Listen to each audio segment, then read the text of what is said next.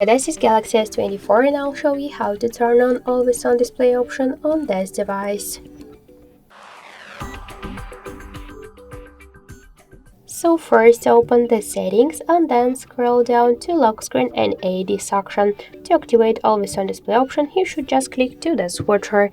Now let's lock the device, and as you could see the AD option enabled, but if you want to just use AD always not by tapping to the lock screen, just open Always On Display settings, click to want to show and switch from tap to show to always, or you could also set the schedule, start the end time.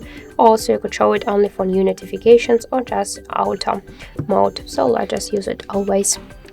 As you can see, that's so simple. So that's it. Thank you for watching, and if you like this video, leave thumbs up and subscribe.